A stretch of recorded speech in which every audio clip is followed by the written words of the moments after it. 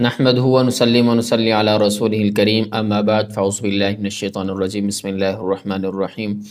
امید ہے کہ آپ صحت و سلامتی کے ساتھ ایمان کی بہترین حالت پر ہوں گے۔ پچھلی ویڈیو میں آپ نے ان آیات کا ترجمہ سنا تھا جن کی تفسیر آج ہم کرنے جا رہے ہیں، تو بلا کسی تاخیر کے ہم اپنی تفسیر آج شروع کرتے ہیں۔ بسم اللہ الرحمن الرحیم۔ اللہ تبارک و تعالی نے آیات میں ارشاد فرماتے ہیں ان الذین فتنوا المؤمنین والمؤمنات ثم لم يتوبوا فلہم عذاب جہنم ولہم عذاب الحریق۔ یہ پہلے آپ نے پچھلی ویڈیو میں اس کی آپ نے ترجمہ سنا ہوگا۔ تفسیر اس کی یہ کرتے ہیں کہ دیکھیں کہ ان الذین فتنوا المؤمنین والمؤمنات، اس آیت میں ان لوگوں کی سزا کو بیان کیا جا رہا ہے جنہوں نے مسلمانوں کو صرف ان کے ایمان لانے کی وجہ سے آگ یعنی خندقوں میں جلایا تھا۔ اب اللہ تبارک و تعالیٰ ارشاد فرماتے ہیں کہ جن کافروں نے مومن مردوں کو اور مومن عورتوں کو تکلیف دی پھر انہوں نے توبہ نہیں کی تو ان کی یہ جرم معاف نہیں کیا جائے گا، اور ان کی اس جرم کی معافی بھی نہیں ہوگی، اور نہ انہوں نے معافی مانگی ہے تو ایسے لوگوں کے لیے دو عذاب ہیں، فلہم عذاب جہنم ولہم عذاب الحریق، کہ نمبر 1 عذاب جہنم ہے، نمبر 2 عذاب الحریق ہے۔ اب یہاں پر جو فرمایا نا، ایک آپ کے ذہن میں بات آ سکتی ہے کہ دیکھیں اللہ خود فرماتے ہیں عذاب جہنم ہے اور عذاب الحریق، کہ جہنم کا عذاب اور جلنے کا عذاب ہے۔ اس کا کیا مطلب ہے؟ جہنم میں بھی انسان جائے گا تو وہاں پر بھی تو جلنا ہے، تو یہاں پر بھی اس کیا مطلب؟ ذرا سنجیے سمجھیے۔ عذاب الحریق جو ہے اللہ نے یہاں پر ارشاد فرمایا نا، اس میں دو احتمال ہیں۔ ایک یہ کہ جملہ عذاب جہنم کی تاکید بن رہا ہے اور اسی عذاب جہنم کی وضاحت اور بیان ہے، مطلب یہ ہوگا کہ جہنم میں جائیں گے اور جہنم میں ان کو جلنے کا عذاب دیا جائے گا، ان کو جلایا جائے گا۔ اور پھر آگے فرمایا دوسرا مطلب اور یہ جو ہے نا ان کو جلنے کا عذاب یہ ہمیشہ وہاں پر جہنم میں اترے گا۔ دوسرا مطلب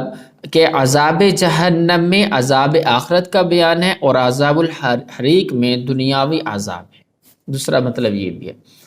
اب وہ کیسے کہ دنیاوی عذاب الحریق، دنیا میں جو ان کو جلنے کا عذاب ہو، وہ کیسے؟ ذرا سنیے۔ اس کا مطلب یہ ہے کہ جب ان لوگوں نے تماشائیوں نے ان مسلمانوں کو جب آگ میں ڈالا تھا تو پھر یہ ہوا کہ اللہ تبارک و تعالی نے تمام مسلمانوں کی روحوں کو آگ میں جانے سے پہلے قبض کر لیا، اور آگ میں صرف ان کے صرف جسم ڈالے گئے، اور پھر یہ ہوا کہ وہ آگ اتنی بھڑکی کہ وہ آگ شہر میں داخل ہو گئی، اور جتنے بھی تماشائی تھے، جتنے بھی لوگ تھے وہاں پہ، ان سب کو آگ نے جلا دیا۔ صرف کون بچا تھا؟ یوسف ذو نواس، وہ کہاں گیا تھا؟ آپ کو میں نے بتایا تھا وہ جہاں سمندر میں غرق ہو گیا تھا، صرف وہی بھاگ کر نکلا تھا، وہی بچ گیا تھا، اور وہ بھی سمندر میں غرق ہوا تھا۔ تو اس لیے یہاں پر یہ فرمایا کہ عذاب الحریق مطلب دنیاوی عذاب، اور عذاب جہنم سے آخرت کا عذاب، یہ مطلب بیان کیا جا رہا ہے۔ دیکھیں آگے فرمایا کہ ان الذین آمنوا وعملوا الصالحات۔ اب کافر کے مقابلے میں، یہ تو کافر کی سزا بیان کر دی گئی، اب کافروں کے مقابلے میں مومنین کی جزا اور انعامات کا ذکر کیا جا رہا ہے کہ جو لوگ ایمان لائے، نیک اعمال کیے، ان کے لیے کیا ہے؟ جنات تجری، باغات ہیں، تجری من تحت الانہار، کے جن کے نیچے سے نہریں جاری ہوں گی، خالدین فیہا، ہمیشہ اس میں رہیں گے، ایسے باغات ہوں گے۔ آگے اللہ نے فرمایا ذالک الفوز الکبیر، یہ جو ان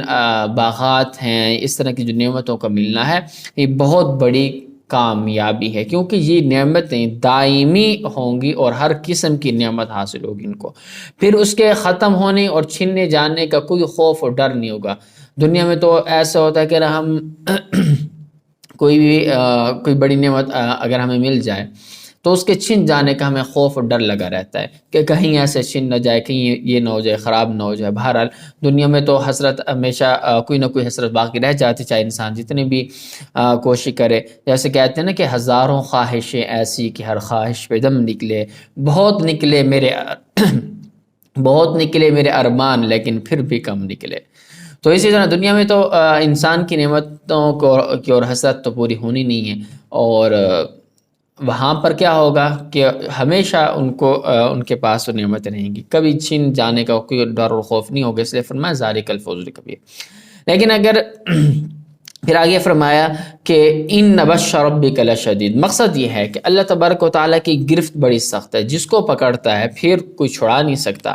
دنیا میں خوار و ذلیل کرتا ہے اور آخرت میں عذاب کے اندر مبتلا کرتا ہے، لہٰذا کفار پر سخت قسم کی سزا واقع ہونا کوئی بعید بات نہیں ہے۔ آگے فرمایا انہ هو یبدئ و یعید، مقصد یہ ہے کہ وہ ایسی ذات ہے کہ جس نے انسان کو پہلی مرتبہ پیدا کیا اور دوبارہ بھی پیدا کرے گا۔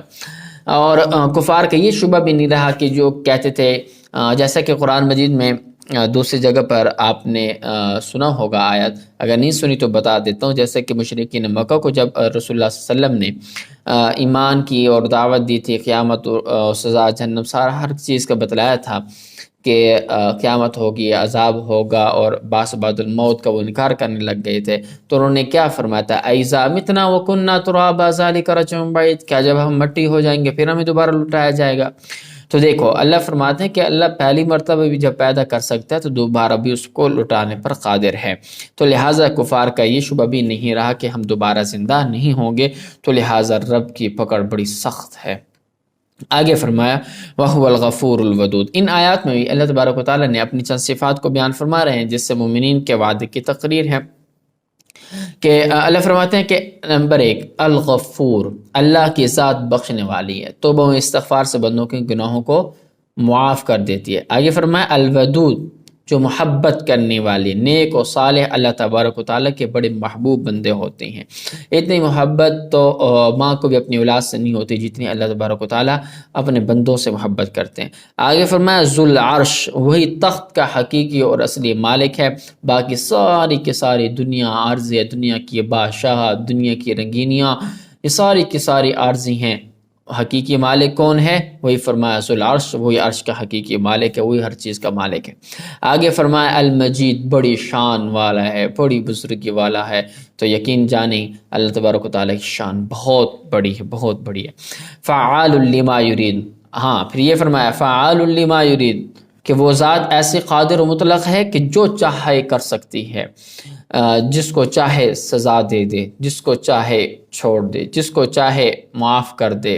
جسے چاہے نعمتوں سے نواز دے، جسے چاہے آزمائش میں مبتلا کر دے، جسے چاہے بادشاہ دے دے، جسے چاہے غداکری دے دے، وَتُعِزُّ مَن تَشَاءُ وَتُذِلُّ مَن تَشَاءُ، ہر چیز اسی کے لیے جو چاہے کر سکتا ہے۔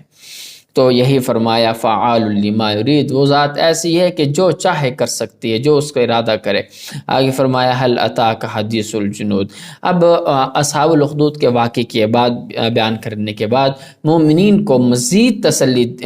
کے لیے دو اور واقعات کا اجمالی طور پر بیان کیا جا رہا ہے، جس میں سے ایک تو فرعون کی ہلاکت کا ذکر ہے، اور جس کا بہت بڑا لشکر تھا، آپ نے سورۃ النازعات میں بھی میں نے آپ کے سامنے اس کا واقعہ بیان کیا تھا، اور دوسرا یہاں پر قوم سمود کے بارے میں ذکر کیا جنہوں نے حضرت صالح علیہ السلام کی گستاخی کی تھی اور نافرمانی کی، تو اللہ تبارک و تعالیٰ نے کیسے طاقتور ظالم کو شکست دی اور نیست و نابود کر دیا، تو یہ کفار قریش مکہ ان کے مقابلے میں کیا ہیں، کچھ بھی نہیں ہے۔ تو لہٰذا جب ان کا انجام بہت برا ہو سکتا ہے، تو جب یہ قرآن نازل ہو رہا تھا تو اس وقت ان مومنین کو تسلی دی جا رہی تھی کہ اب یہ جو کفار مکہ آپ پر ظلم و ستم کر رہے ہیں، تو یہ ان کے مقابلے میں کہاں، ایک کون سا کتنا طاقتور ہیں، تو جب رب ان کو سزا دے سکتا ہے، ان کو اپنے عذاب میں مبتلا کر سکتا ہے، تو یہ کہاں کے۔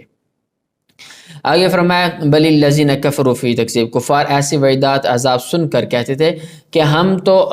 اللہ کی قدرت کو نہیں مانتے، وہ ایسے انکار کر دیتے تھے، کہتے تھے۔ اسی کو بیان فرمایا گیا کہ ان واقعات کو سن کر ڈرنے کے بجائے کفار اس قرآن پاک کو دوسرے واقعات کی مزید تکذیب کرنے لگ گئے، الٹا جیسے کہتے ہیں نا ہٹ دھرمی پہ آ جانا، کہ ایک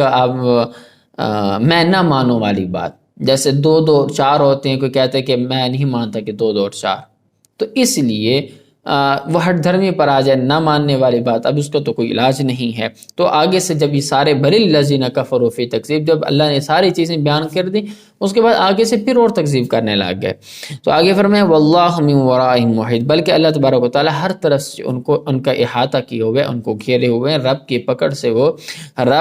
رب سے بھاگ نہیں سکتے، لہٰذا یہ اپنے جام کو ضرور پہنچیں گے، اور اللہ ان قریب ان کو پکڑے گا اور ان کو سخت عذاب میں مبتلا کرے گا۔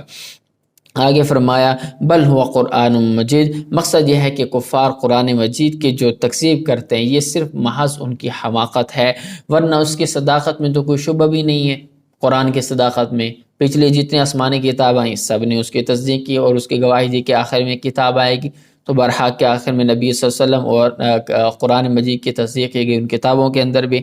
اور ویسے بھی یہ کیونکہ یہ لوح محفوظ میں ہے، تو پھر وہاں سے بڑی حفاظت کے ساتھ روح امین کے ذریعے نبی صلی اللہ علیہ وسلم تک پہنچا دیا گیا، لیکن اس لیے قرآن مجید کی جو تکذیب ہے، جو جھٹلاتے ہیں، یہ سراسر نری جہالت ہے، اور یہ ان کے لیے باعث عذاب بن سکتی ہے۔ تو لہٰذا ان کا یہ قرآن کو چھٹلانا اور یہ سارا کو اسی طرح سنری جہالت ہے۔ اللہ تبارک و تعالیٰ نے تو فرما دیا بل هو قرآن مجید فی لوح محفوظ، یہ تو لوح محفوظ میں۔ امید ہے کہ آج کی تفسیر بھی آپ کو سمجھ میں آ چکی ہوگی۔ اسی کے ساتھ مجھے اجازت دیجیے، اپنا بہت سارا خیال رکھیے گا۔ انشاءاللہ نیکسٹ ویڈیو میں آپ سے ایک بار پھر ملاقات ہوگی۔ السلام علیکم ورحمۃ اللہ وبرکاتہ۔